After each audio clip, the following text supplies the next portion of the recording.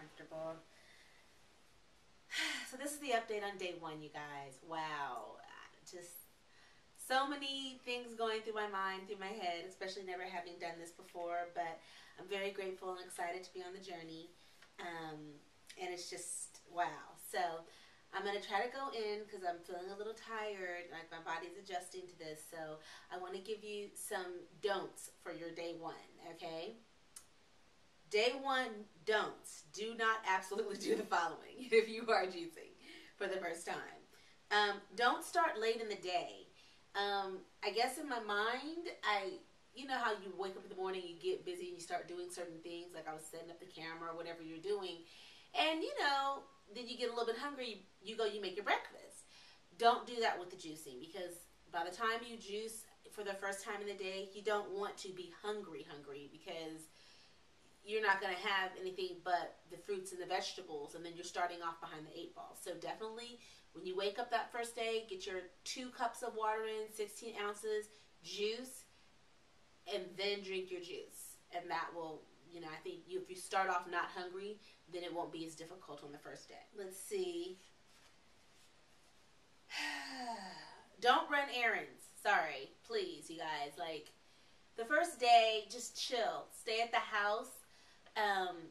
Relax, because your body's going to be adjusting. You're going to be using the restroom. You do a lot of things. So just be where you're comfortable and where you don't have to be around any negative energy, because you can control the energy of your environment if it's just you or if you're in a positive space. So just stay at home and relax. And on top of that, piggybacking on that tip, please get all your food ahead of time. Like, I had this brilliant idea that halfway through the day, I was tired of everything kind of having a sweet taste to it, the smoothie taste, the apple, or whatever the sweetness was, and my body was craving, like, salt. Like, if you eat a lot of stuff that tastes a little bit sweet, then you want something salty.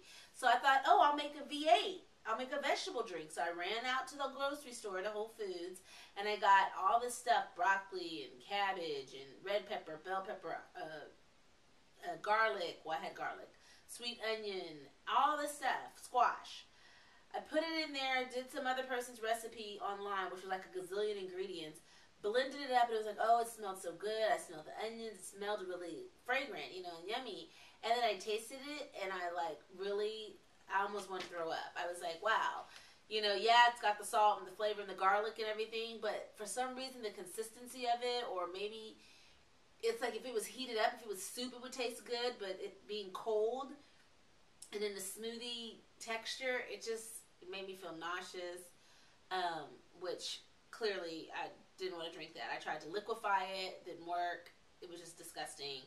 And so now my whole breath stinks like garlic, and it's still in my mouth. So I'm gonna go brush my teeth again and try to see if I can get the taste out. So anyway, like I said, going to Whole Foods and being around all that food and smelling the food, not the smartest thing to do. So get all of your food in advance. That will save you the stress of having to be around it. Let's see. Right now, I'm not watching TV. Like, on the first day, I said I'm not going to do TV because I know it's going to be 50 million Subway, whatever, pizza, stuff I wouldn't even normally be eating. But, because I'm already on a healthy diet. But because I'm seeing it on TV, then it's going to be like, oh, I'm hungry.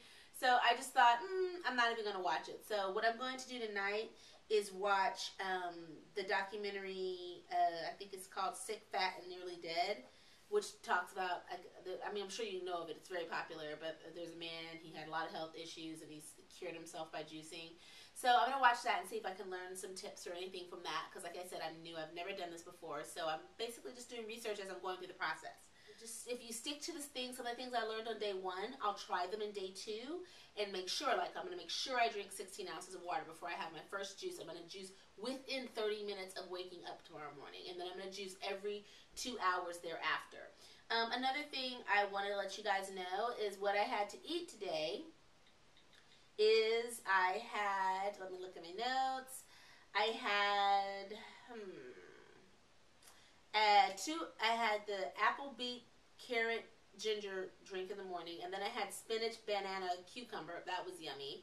And then I had an orange, how was it? Orange, banana, apple. and that was good too. And then I had that horrible recipe that went awry, to which I had like 5 big gulps of it, and I just couldn't, like, ugh, it was disgusting, the V8. So I threw that away. And so now I'm on this one, which I still have to finish. This is spinach, beet, carrot, ginger, no apple, because you remember I'm trying to get away from the sweetness. So just no apple in this one. So, but I got impatient. I just started adding more water because, you know, as you can see, I'm like a little, when you haven't eaten, you know how you get a little cranky and stuff. So I was just impatient. And so it's a little too watered down. So it's kind of like a watered down flavor, but I am going to finish it. Hold on. Yeah. Ugh. So it's like not as good as the ones I made before. So that's that. And then most importantly, I think this is helpful. So it's been helping me, and it's one of my things that I do. So make sure that you still pray and bless your food and bless your meal, and you know you're still grateful to God for your food, because you know how normally it's not in your nature to pray over a juice or a smoothie or, you know, your orange juice. You know, you pray over your meal, but this is your meal. So I still take the time to say grace, because clearly I am very grateful to be able to even have that, because now it makes me think about all the people who are actually hungry. They don't have the options to go eat. You know, it's definitely, you know, I'm definitely filled with gratitude every time I, you know, have the opportunity to have food, even though I'm on a fast. And then I say my positive health affirmation. So find one that you like. I found this one in a good affirmation book. So it says, I am nourished by the spirit within. Every cell in my body is filled with light. I give thanks for the radiant health and endless joy and happiness that I have.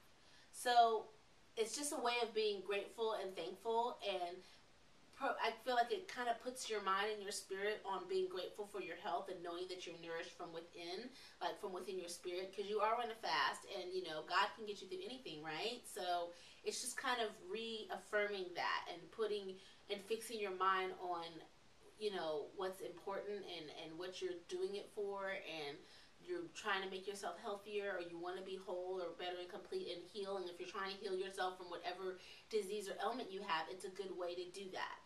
And so I just say that. And so I find today on a hunger level scale, on a 1 to 10 right now, I'm probably at a 2, maybe 3. I'm not like, oh my God, but you know, my mouth is starting to water a little bit and that kind of stuff. But I feel for my first day I did okay. And I'm grateful, I'm thankful. Thanks for everyone who's encouraging me. Thank you so much to my family and my friends, my loved ones. I really, really appreciate your support. And tune in tomorrow for my day 2 update. And, you know, say a prayer for me. I'm determined to make it through these 3 days. So, you know, I'm going to do the best I can. So, okay, that's all. Peace out. God bless you.